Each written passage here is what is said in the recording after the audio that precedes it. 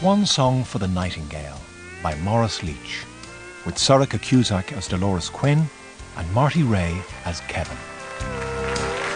Friends, each year, as you know, here at the Nashville Country Hall of Fame, we like to pay tribute to some of our best loved entertainers. Well, this time we've decided to nominate someone not from these shores, but from the Emerald Isle, where, as you probably know, many of our good old songs originated, handed down by our great-great-grandpappies and grandmamas, too. Well, this particular little lady has dedicated her life to Irish country music, delighting her countless fans with her many records and concert performances.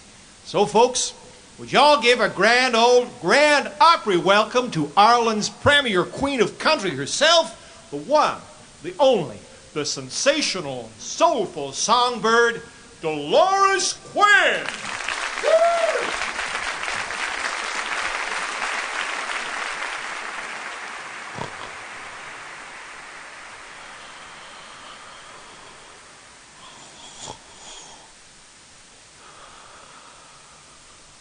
Dream on. Yeah, folks, meet my mother, the washed-up, alcoholic country singer. Not that I'd ever have the guts to say it to her face, mind. Life being stressful enough here as it is in Tumbleweed Towers. I'm Kevin, by the way. Or, as she would say... Meet my son, 13, going on for 70. Yes, mother, do have your little joke. But somebody has to take care of things while you're sleeping it off on our living room couch. And I've my school career to think about. Bloody Latin homework. Like that night in the middle of Caesar's Gallic Wars, when a phone call from the distant past arrived to upset the domestic apple cart. Whoever it is, tell them I'm dead. Yeah. As far as I'm concerned, might as well be. It's Ollie. Tell him you can't get blood out of a corpse. Okay. He says he has some terrific news. Oh, like I'd gone platinum in Patagonia or Peru. Tell him to drop dead. Join the 6 foot under club. Look, I think he means it this time. Okay. Put the gangster on. Ollie McManus. Used to be our manager. Might still be, for all I know. Who tells me anything?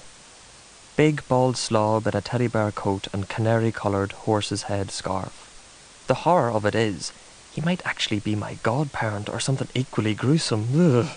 Gross. Well, all the time she was on the phone, I tried hard not to listen, but it was clear she was giving Ollie hell. But then it began to falter, then peter out, as though the person on the other end had weathered the storm and was now the one doing all the talking. And then the receiver went down, and there was this long, extended silence, and I remember thinking, Please, dear God, please don't let her be crying. Not the waterworks. Anything but that, please. But instead, what did I hear? Up the paintings on your wall.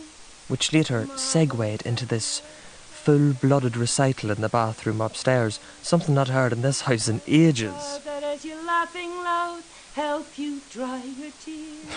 So, folks, cut now to the following morning and the breakfast table, where, another miracle, I find my cereal already laid out and waiting for me. And who, pray, might this bright, beaming stranger be, all scrubbed and smelling of toothpaste for a change instead of last night's stale Jack Daniels, actually kissing me in the back of the neck? Hello, my own wee man. And how are you this fine morning? Sure now, you don't want me to cook you proper breakfast? Bacon, eggs, toast? Mum, I'm in a rush. It's why I always have sugar puffs or cornflakes. All you have to do is pour them out like this, you see? And then you pour the milk into the bowl like this. Okay. How would you like to go on a trip? What do you mean, a trip? Oh, just a wee tour, that's all. You'd really love it, you would. But the half-term doesn't start for at least another month. Oh, school, that's all I ever hear these days. Turning into a right boring wee bookworm you are. Anyway, it's not as if it's next week. Ollie has to set everything up, though he says the bookings are as good as in the bag already. Oh, darling, just think of it. Your mammy back in front of all her old fans again. Know what he said to me on the phone last night, do you? The girl from the banks of the Fen has been away far too long. She owes it to her public to make their dreams come true all over again. Well, to me it sounded more like a nightmare. But still, it didn't end with me waking up as usual to our living room reeking of stale booze and filthy fag ends. For a start, smoking was out completely now, because of her voice, she said, and that sound was her rehearsing non-stop in our bathroom because of its flattering acoustic.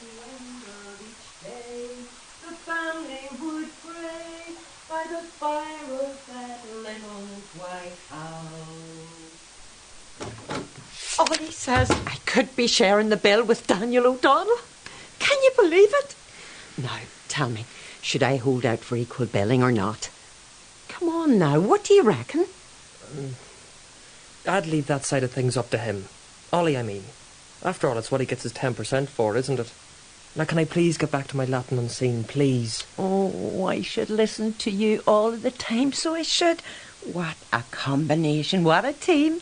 Me with my voice and my brain box of a son with his... Well, wow. Gee, thanks, Mother, for that incredible vote of confidence. But there was one great gaping hole in all this, and that was the absence of Ollie. Where was Ollie? Then, one evening, while I was upstairs brushing my teeth, I heard the approach of a car. An ancient Mercedes with the noise of a World War II tank, and although I'd never seen or heard it before, somehow I just knew it could only belong to one person.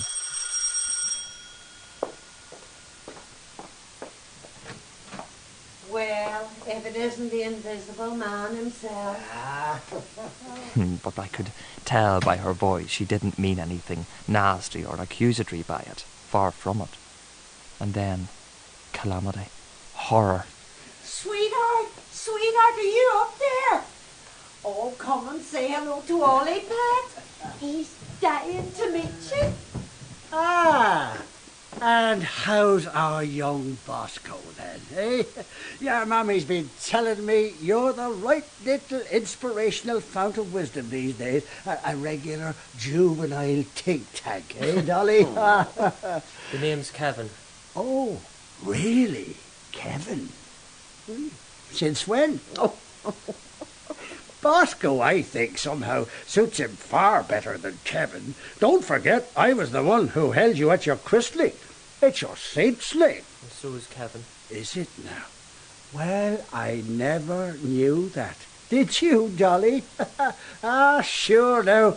I'm only an old pagan anyhow.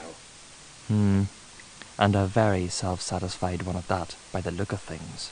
Sitting there with a fat grin on your fake tanned face and your chamois leather yellow driving gloves, which I noticed you didn't even bother taking off. Well, don't let the pair of us keep you up. A growing lad needs all the shut-eye he can handle. Isn't that so now? Oh, early to bed, early to rise. Makes a boy healthy, wealthy and wise. Maybe that's where you and me got it wrong, eh, Dolly? Oh. All those late-night sessions on the road, eh? Ah, good old days. Good old days. But not over yet, which is why I'm here. I'll drink to that. Oh, God, sure, I thought you'd never ask. So good night, Kevin. Good Darling. night, young Bosco. Oh, Ollie, don't be tormenting the boy so. Sure, he knows fine well I'm only codding. Don't you, Bosco, eh? Eh? Eh, laddie? Up in my room, I listened to the pair of them making a night of it. All those awful ancient 78s and LPs coming out, on and on in an orgy of sentiment for old time's sake. My friends of yesterday. Well, next morning the Mercedes was still in the driveway, squatting there like some malevolent metal advertisement for all the neighbours to see and speculate about. I got my breakfast and went to school, and when I got back, the good news was the Merc was gone, the not so good, she was still in bed. At 7, after I'd taken a pizza from the freezer and zapped it in the microwave, then ate the lot, even though it said for 2 in the box, serve her right, I heard this moaning sound coming from the other side of the closed door, like a dog or a cat or something, certainly an animal of some sort in pain. Oh, sweetheart, what time is it? Sweetheart, did you get something to eat? Sweetheart, I brought the most awful, the most terrible migraine. Thank heavens it's the weekend. I'll clean this entire place up, top to bottom, you'll see. I will, really I will. Oh, you wouldn't be a dote and get your poor suffering mother a Nurofen, would you? Oh, a couple, please. In case you're wondering, Ollie slept in the spare room. I couldn't let him drive home in his condition now, could I? I'm going up to my room. Oh, don't be cross. Who's cross? Don't go, not just yet. It's early still. Oh. Ollie says you're all grown up. Wouldn't have known you for the shy wee chap I used to buy sweeties for. I know it's hard for you to know what it's like at your age, but it's not been easy. No man around to take care of things. Ollie left this for you. What is it? Well, come and see for yourself. Oh, money. He's really fond of you, you know. Is he? Yes. He wants you and him to be friends, the way it used to be when you were little. I don't remember any of that. Well, you should, for he's been very good to the pair of us over the years. Well, he'd really love you to come along on this trip. He would. He says he feels bad about not keeping in touch. Look, it'd be great fun. It really would. You never did see your own mum knocking him dead, did you? She still can do it, you know. Anyway, there's no way I'm leaving you here on your own. No way, Jose. I don't want to be had up for child neglect now, do I? Okay, so we all know you're a teenager. Just. Well, that's not the point. And I meant to tell you, if you're still so concerned about that old school of yours, well, Ollie can fix that as well. Doctor's line, anything. You've never really seen Ollie in action, have you? He'll talk to Mr. O'Neill. Explain to him how important this is. And, well, you can bring your work along with you. Now, how does that sound? Well, you could even bring a wee school friend along if you like. And that was when I finally caved in. The notion of somebody from my class at school being present to bear witness to my humiliation was just far too horrendous to contemplate. And so it was. A week later, there we were, the two of us, on a gold liner coach along with a complement of more normal, ordinary passengers, bound for Donegal, where the famous concert tour was scheduled to kick off. I know, why a bus? And when, naturally, I raised the question, Ollie's following along in the car later. After all, he's all my stage costumes to carry, so he has. making it sound like some sort of penance on his part, while we slummed it in a green and blue tour bus along with a bunch of day-tripping pensioners. We sat together at the back, her with her silk, polka-dotted headscarf and goggle-sized dark glasses like some sort of incognito glamour queen. And just before we got to the border, the driver pulled into a roadside pub. Ladies and gentlemen, we'll be taking a brief little comfort stop here so you can all get out and stretch your legs. If you feel so inclined. Needless to say, refreshments are also freely available within. You sure you don't want to go? Might be your last chance. I'm fine, I told you, I'm just fine. Oh, very well. Now, if you're sure, I'll be back in a tick. Well, the tick became a talk, and then a good half hour at that, as I sat there in the empty bus with only the mayor of Casterbridge on my knee for company.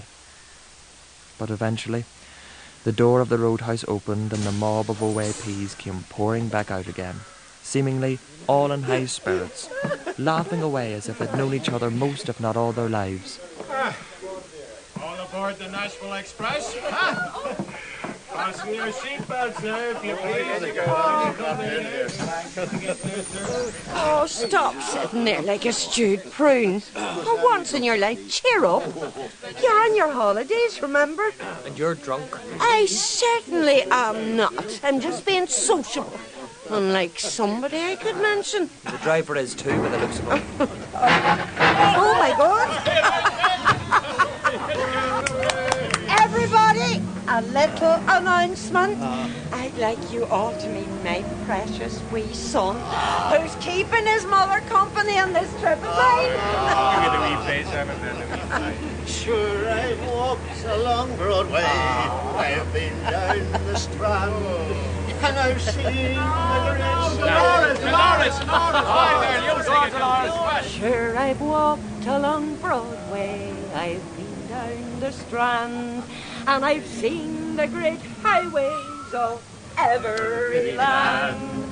But in all the big cities, the light I've not seen, like the road by the river that flows through Raggy. And so for a good solid hour, it seemed, she entertained that busload of pensioners for free, standing up in the aisle, while I suffered with my head buried in my Thomas Hardy in silence. But finally we reached our destination, while the rest stayed on in the bus, most of them having nodded off by this time I couldn't help noticing.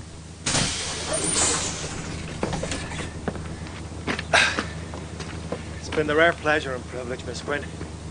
It really has. Here, let me help you down with your luggage. Oh, thank you, Eugene. How very kind of you. Would it be out of the question to request a wee autograph? Oh, not at all. Would you have a pen handy? Oh, I'm sorry I haven't a photograph. My agent, Mr. McManus, takes care of all that. Well, the very best of luck with the big welcome back tour, Miss Quinn. I've got all your records. My wife and me, we're your greatest fans. Well, that's lovely to hear, Eugene. Really lovely. Thanks for getting us here so safely.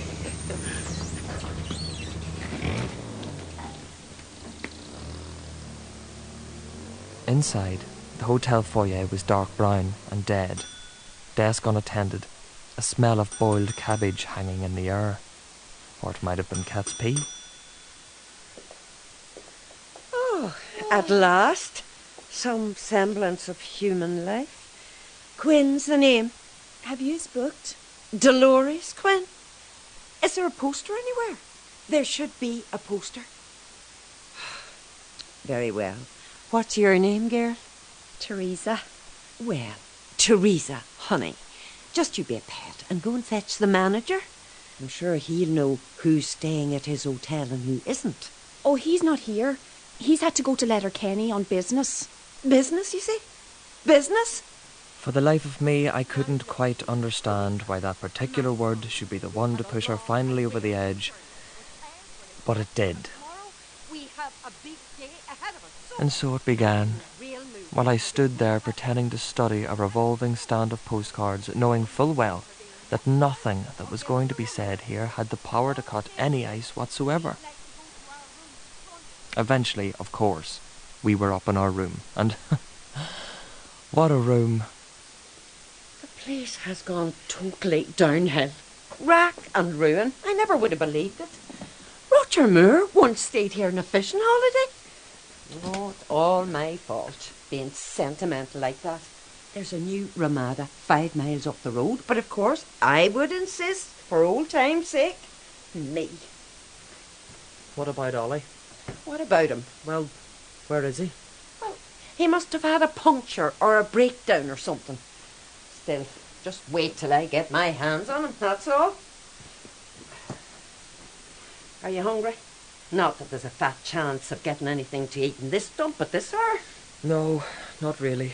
Good. Well, okay then, let's turn in, shall we? Your bed's the one in the corner. I gathered that. Oh, don't worry. It's only for the one night. I'll see to it. And they have the cheek to call this an ensuite. Oh, I'll go first, shall I?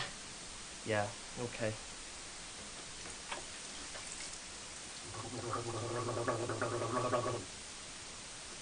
Next day, after breakfast, she spent the entire morning trying to get through to Ollie on his mobile. Either engaged or unobtainable.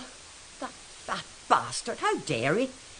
Well, he knows where to find me if he wants to.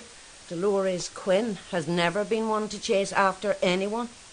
In the meantime, let's you and me take a wee wander as well as a gander to see if there's any life stirring in this one-horse dump, though I very much doubt that. Talk about getting this comeback off with a bang. More like a whimper, I'd say. Well. Somebody's starting to come out of his shell, so there. Maybe you won't be such a wet blanket on this trip after all. Outside in the wet streets, people were hurrying to work, and already I could sense a change coming over Mummy Dearest. Head erect, that weird kind of half-welcoming smile on her face, getting ready to be recognised, but she was wearing her movie star shades, which may have drawn attention but at the same time disguised who she was. And so, we walked up past the Munster Bank, the post office, the 3 denominational churches, countless shuttered pubs, and then I saw it. The poster in the window of a newsagent's. Where are they now? Gone but not forgotten. Ireland's stars of yesteryear. My eyes homing automatically in on my own surname. I saw it before she did, but then she stopped dead, her lips moving silently. And then... Let's go. What? Where to? Just don't argue. Come on. Do as I say. Taking me by the arm and hauling me back to the hotel without another word. Then straight up to our room. What are you doing? What does it look like? I'm packing, so I am. Packing? What for? You think I came all this way to be insulted, humiliated, laughed at? Do you? Who's laughing? Oh, yeah. Sharing a billing with a singing priest. And how about all those other household names? A 12-year-old tap dancer?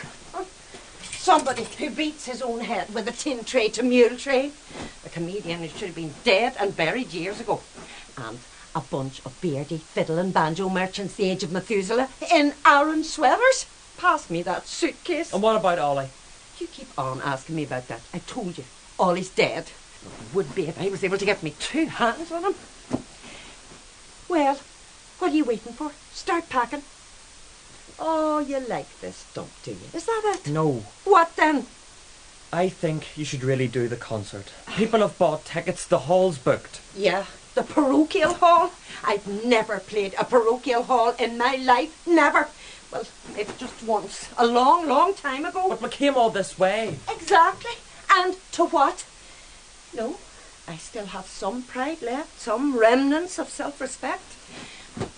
You may not think much of your mother and her reputation, but certain people still remember her the way she was. I never said that. Then why are you still sitting there in that bed there? Come on, we're leaving. Look, it may not be as bad as it seems, as you say it is. Oh, really? And what would you know about it, Mr. Bookworm? Anyway, you were the one who didn't want to come along in the first place, remember? Well, I'm here now. We both are. Tell them to have the bill ready. And thanks for a brief but once-in-a-lifetime flying visit. We're checking out. I beg your pardon, and I'm sorry to be interrupting you, but there's a gentleman in the Rossapena room asking for your mother. Oh, if it's a blackguard by the name of McManus, he can drop dead. Oh, but I'm sure it's nobody like that. It's a clerical gentleman. A father, so he is. Very well. We'll go down, but only for a minute. I'll tell him, so I will. Most insistent he was. The Rossapena room was a lounge bar within a lounge, oak-panelled and cosy, with a coal fire in the grate. On first entering, the place looked lifeless, but suddenly a loud cackling sort of laugh could be heard, and a head popped out from behind a big leafy pot plant in the corner. A head covered by a skewed helmet of fleecy white curls, like a sheep's, above a bright red grinning face. Oh, sweet Bunbeg, my sweet Bunbeg, your leafy glens, your mountain streams, I rue the day I left your charms, Dolores, Mavorni, Macushla. This is Father Dwyer. And who is this charming young man? Kevin, meet Father Dwyer. Ach, you call me Dixie, everybody does. Well, Dolores, and how are you, Tom? I must say you look the same dewy, fresh young colleen I first sang with in that wee Strabane Hall all those years ago. How many was it now? 10? 50? Closer to 40. Cut the cackle, Dixie. Teresa, in here pronto. There's a good girl. Pour Miss Quinn here what she's having. A whiskey and something suitably soft for our handsome young sprig of a son. Yes, Father. Dixie, would you do me one ginormous favour and be good enough to tell me what we've let ourselves in for here? Oh, you might well ask, darling. You might very well ask. I have to say, it's not exactly what I had in mind. Me neither. Let's just say we've all been let down badly. Or left, you might say, holding the proverbial babby. Promises were made. Indeed they were, but sadly not worth the paper they were written on. Or not, as it turns out in this particular case. Dear, dearie me. Wouldn't you think by now we'd have learned something of the ways of the viper? Huh? You mean you haven't heard? No one's told you yet? Told me what? To put it crudely, Ollie McManus has done a runner. By now, he should be in the Cayman Islands with all the tour advance money in an offshore bank account. The rest of the concerts have all been cancelled. We'll be lucky to get our travelling expenses, if that. By the by, how did you get here? A low-down, backstabbing, dirty rat, and after all he promised me? Us, darling, us. We've all been had. Even that sweet wee dote of a tap-dancing juvenile, little Mary of Dunloe. But then you do know what they say about the chosen people, don't you? Ollie? McManus? The mother was a Weinberg from Dawson Street. The line always passes down the distaff side. Nevertheless, despite the position that blackguard has put us all in, we owe it to the public, if not ourselves, to still put on a show. Buckshee, you mean? Well, more along the lines of a charity event. Well, you can include me out. I've never worked as an amateur in my entire life, and I don't intend to start now. No, Dolores Quinn has always kept her professional dignity. No way does she sing for nothing more than her supper. No way. Well, you're the boss, darling. Only I have to say there'll be an awful lot of very disappointed people out there tonight who've come a long way to see and hear Dolores Quinn. Wild horses wouldn't get me up on a stage after this. No, my mind's made up. Not a note's going to pass these lips. But, of course, they did. How could she resist? Along with all that other little band of entertainers. The very own singing priest, with his medley of Count John McCormick favourites. The comedian with a nose like a radish. The tap-dancing waif. The skinny character banging his head in time to a cowboy record. The middle-aged folk-singing trio. Not forgetting the pianist who supplied the musical backing for all of them. The great Eddie Fingers Stackpool himself, who had once accompanied Johnny Mathis on the Ireland leg of a European tour when his own MD dropped out at the last minute. Well, the concert was due to be held in the St. Xavier Missioners' Hall at 8 o'clock, but my mother ensured she would arrive at past. Let them wait.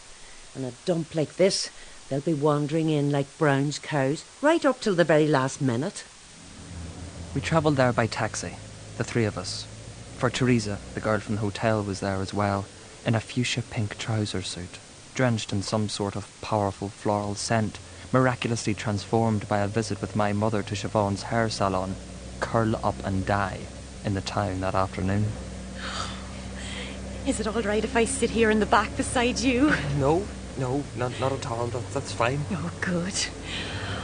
I'm so excited, so I am. I bet you are too. Are you, Kevin? Are you? Oh, you must be. Sure. More like petrified, if the truth were known. For let's face it, I had never heard my mother sing in public before. Just in our bathroom back home. What if she were awful? A complete embarrassment. What if... Still, the good news was she looked and sounded sober for a change. Oh. I never met a proper celebrity before. Must be awful exciting travelling around all the different places the way you do. I'd give anything to have a life like that. I really would. Oh, I bet you never get bored. Here, I'm not crushing you, am I? No, you're just fine, Good. Oh, That's the hall just up ahead, see? Oh, wait till I tell them all at the catering college. They'll never believe it. I bet there'll be photographers and everything. Right, out and up and at 'em. Let's knock 'em stone dead. Oh, Miss Quinn, Miss Quinn. Sitting there in the front row with Teresa's unsettling presence jammed up close, the rest of the other acts passed in a blur. Have you ever been in love, me boys, or have you felt the pain? I'd rather be in jail myself than be in love again. The girl I loved was beautiful, I have you all to know. And I met her in the garden where the praise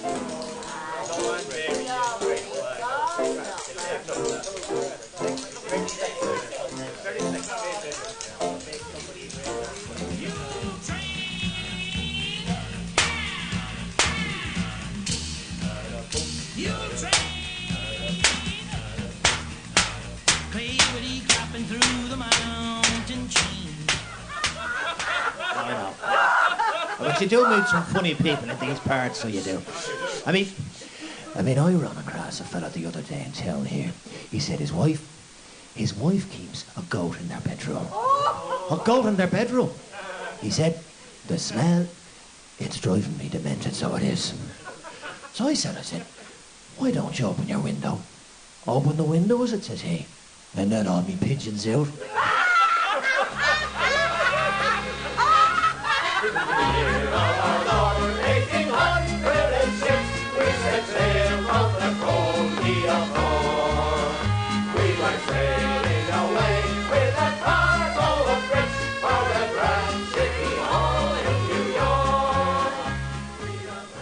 But finally, it was her turn. And now, ladies and gentlemen, we're supremely honoured to have someone back here tonight where she belongs, in front of all her old fans. And some new ones as well, I feel certain of that. She's been away far, far too long out of the spotlight, so I feel certain you're going to give a rousing welcome to the great Dolores Quinn, our very own girl from the banks of the Finn, the Newtown Nightingale herself. Dolores! Oh, Kevin, would you just look at her in that green dress? She's like somebody on the television. Here, I can't bear it. Give me your hand. My dear friends, thank you. Thank you for that most marvellous, heartwarming, warm welcome. Never in my wildest dreams did I think I'd be starting off this concert tour in such company. As some of you may probably know, for some time now, I've taken the decision to place my concert and recording career on hold. Certain things in life, I've always felt at any rate, must take priority.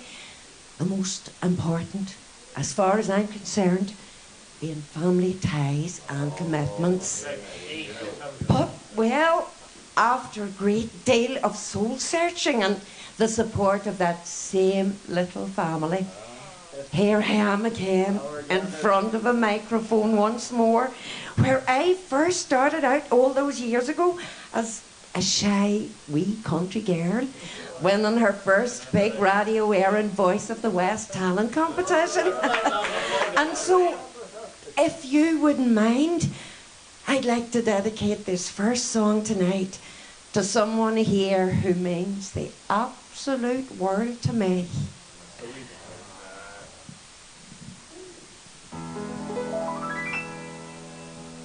An Irish boy was leaving his native home, crossing the broad Atlantic.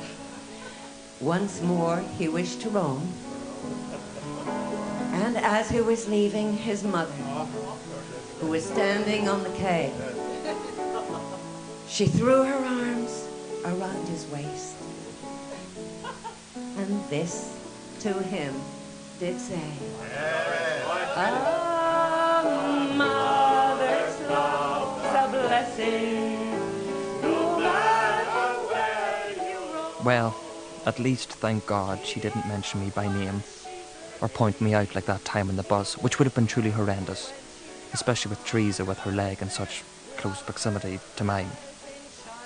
Anyway, after that, the rest of Mum's performance went down a storm. A revelation. There's no other word for it, as she did her stuff. To use a favourite expression of hers. Beneath the clay.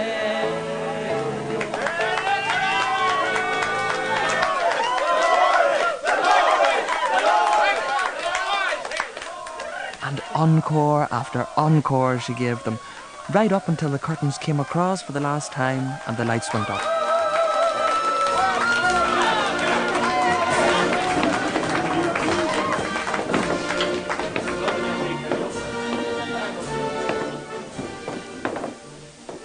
Well, back at the hotel, there was the customary end-of-show party. If you're Irish, come into the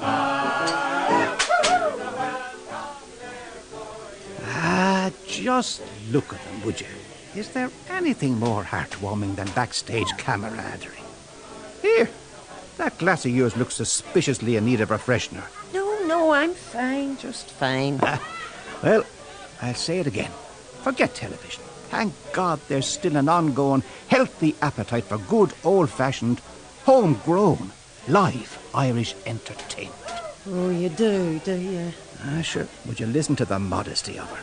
And herself the star turn of the evening. Oh.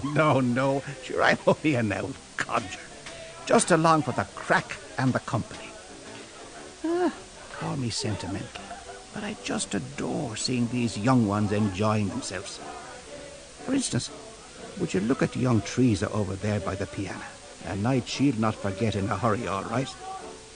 And young Kevin here too, I'll wager. Why don't you go across and join her, eh? She's been making the big calf's eyes at him all night, so she has. I don't think Kevin's too interested in that sort of thing, Dixie, if you don't mind. Not at his age, anyway. Oh, fair enough. I'll keep my neb out. It'll be my downfall one of these days. Anyway, sure, I'll leave the pair of yous in peace. I mustn't neglect my filial duties to little Mary of Dunlow over there. I'm her sort of unofficial guardian, you might say, if you know what I mean. Right, Kevin, let's get out of here while we're ahead, before all the bitching starts. Not so much backstage camaraderie as backstabbing. Well, so how do you think it all went then? Yeah, pretty okay, I reckon. Well, don't be going overboard, whatever you do. What did you think of our father, Dixie Dwyer, then? How about that wig, huh? Oh. He didn't touch you, did he? What? Never mind. What about Ollie? Oh, thank Ollie. Oh, sorry. Well, good night, then. It's been a long night, eh? Oh. Are you awake? Not too old to give your own mum a good night cuddle?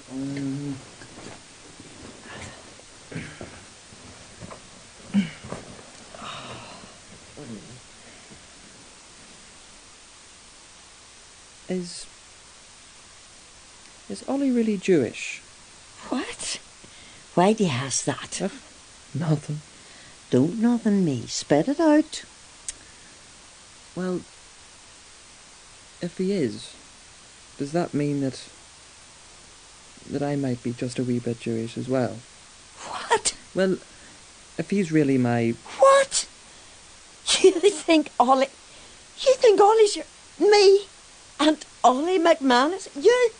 Oh, no, don't be angry. Listen. One of these days, I promise you, I will. I'll tell you the real story. You deserve to know. You're old enough. My very own wee man. It happened a long time ago. Well, just over 13 years to be precise. Look, is that enough to be going on with for now? No, I want to know. Well, I must say you pick a fine time and a place. Oh, very well. Sitting comfortably. Oh, it isn't funny. I know. And it wasn't at the time, believe you me. Me, a single mother. Except in those days, they called it something else, not quite so polite or complimentary. Well, I suppose I should have known better, at my age too. But being on the road all the time like that, well, you get lonely. You mightn't think so, but believe me, you do. He came to one of the concerts. He was on holiday. Afterwards we had a drink. We headed off. Oh, it was much more than that. We were in love. He stayed on. He wanted to marry me, he said. But I said no. My career and all that. Do you get the picture? Yeah, I'm sure you do. Of course, Ollie was dead against it. But it was my decision, the way it's always been. Your mother, huh? And then, well, lo and behold, you arrived on the scene. So that's why you stopped singing? Now, you listen to me. I've never, ever, for 1 minute regretted having you. Do you hear me? Not a minute, not a day, not an hour, not 1 second. What I said out there on that stage there tonight, I meant family first. This family. Every time. You got that? Got that? Okay, I got it. Anyway, who said anything about stopping singing? Oh, don't worry. Only kidding. This man. Oh, well, I suppose it's to be expected. You'll want to know more. Maybe. To be continued, then? Maybe not. My own wee grown-up man. Oh. Well, what do you say we get some shut-eye, huh? Okay.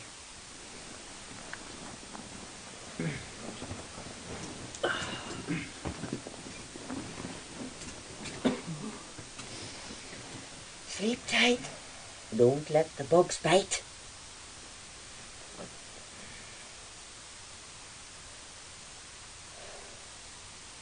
You know something? What? Maybe, yes. Maybe I'll take up golf when we get back. Yeah, join a club or something. Be a proper mum for a change. How about that, huh? What do you think? But this time I pretended I really was asleep. Maybe she would. Stranger things have been known to happen. But one thing for sure I did know. I wouldn't be holding my breath. I was born here in Ireland, but a foreign land called me away. Now I've come back to see my hometown and my friends of yesterday. In Swan Song for the Nightingale by Maurice Leitch, Dolores Quinn was played by Sorcha Cusack and Kevin by Marty Rea. Ollie was played by James Ellis, Father Dwyer by John Rogan, Teresa, Norma Sheahan, Eugene the bus driver and the comedian, Stephen Hogan, and the MC and singer on the bus, James Greene. Musical direction was by Neil Brand, and the director was Ned Chaillet. Long ago.